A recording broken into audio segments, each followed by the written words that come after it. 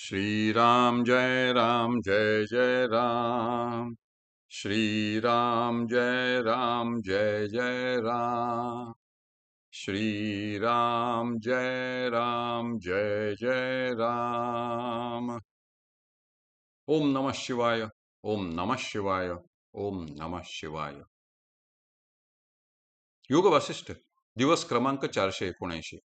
उपशम प्रकरण सर्ग 91।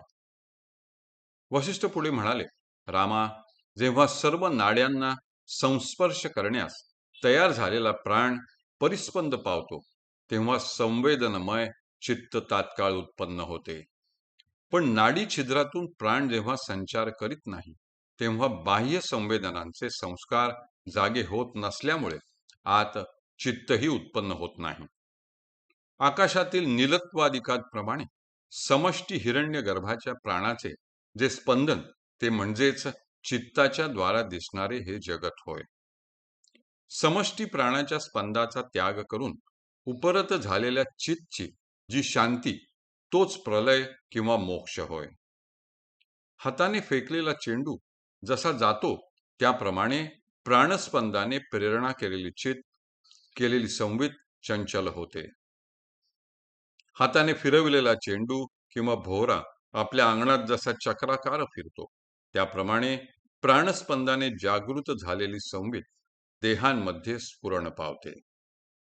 वायू हा जसा सुवासाच्या पंक्तीला चालना देतो त्याप्रमाणे प्राणस्पंद अत्यंत सूक्ष्माकार सत सर्वगत अशा संविदेला चंचल करतो. राघवा, संविदेला विक्षिप्त होऊ न देणे यात परम कल्याण आहे, हे तू ध्यानात घे. संविदेच्या क्षोभाचे कारण प्राणस्पंद आहे. त्याला प्राणायामाच्या योगाने नाहीसे केले असता संवितमध्ये क्षोभ होत नाही. संवित चित्ताच्या रूपाने उदय पावली म्हणजे ती लगेच मोठ्या आदराने बाह्य विषयांकडे जाते आणि त्या विषयांचा उपभोग घेतला असता अनंत दुःखे निर्माण होतात. पण तीच संवित बाह्य विषयांविषयी निजल्यासारखी होऊन सर्वांतर आत्म्याच्या बोधाविषयी जेव्हा उद्युक्त होते तेव्हा प्राप्त करून घेण्यास योग्य असलेले शुद्ध असे जे पद ते प्राप्त होते. यास्तव रामा, वासनांनी प्रेरित झालेल्या प्राणस्पंदांनी तू आपल्या संविदेला परिपुष्ट केले नाहीस तर मग तू अजच आहेस. मनाच्या अभावी तू मुक्तच आहेस. संविदेची वृद्धी हेच चित्त आहे असे तू समज. त्या चित्तानेच हा सर्व अनर्थ समूह पसरला आहे व त्या चित्तानेच सर्व जीवांना व्याकुळ केले आहे. सद्गुरूंचा उपदेश व संप्रदाय यांनी सिद्ध झालेल्या प्राणायाम, ध्यान इत्यादी उपायांच्या अभ्यासाने योगी त्या चित्ताच्या शांतीकरिता प्राणांचा निरोध करतात. कारण प्राणांचा निरोध चित्त शांती हे फळ देणारा आहे. तोच परम अशा साम्यावस्थेचे कारण आहे व संविदेचे सुंदर असे स्वास्थ्य आहे. रामा, ज्ञानी लोकांनी जिला प्रकट केले आहे व जिचा अनुभव घेतला आहे अशी वासनेच्या बळावर जिवंत राहणारी अशी चित्ताची दुसरी उत्पत्ती ऐक. अनेक जन्मांमधील दृढ भावनेमुळे देहादी पदार्थांचे हा मी आहे व हे माझे आहे इत्यादी संस्कार रूपाने जे ग्रहण करणे ते जर पूर्वापार विचार न करता केलेले असेल तर तीच वासना होय. मनाने तीव्र संवेगाने ज्याची ज्याची भावना केलेली असते तसा तसा मनुष्य प्रसंगी बाकीच्या सर्व गोष्टी विसरून तात्काळ बनतो. वासनेने पराधीन झालेला मनुष्य जे पाहतो ते सर्व सत्य आहे असे जाणून मोहित होतो.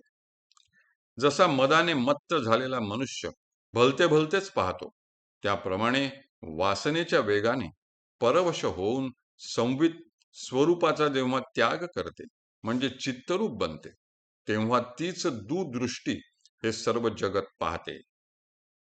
आतून विषाने व्यापलेला मनुष्य जसा दुःख भोगतो त्याप्रमाणे अयथार्थ ज्ञानवान मनुष्यच अंतस्थ वासनेमुळे मानसिक व्यथेने युक्त होतो. अनात्म्याला आत्मा म्हणून जाणणे हे अयथार्थ ज्ञान होय आणि जे अवस्तूच्या ठिकाणी वस्तुत्व म्हणून आहे तेच चित्त होय.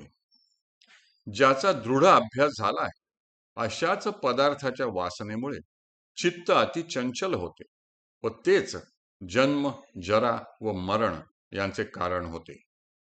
जेव्हा ते चित्त ग्राह्य व त्याज्य यातील कशाविषयीही भावना न ठेवता हे उपादेय रहित होऊन सर्वांचा त्याग करून स्थिर राहते, तेव्हा चित्त उत्पन्न होत नाही.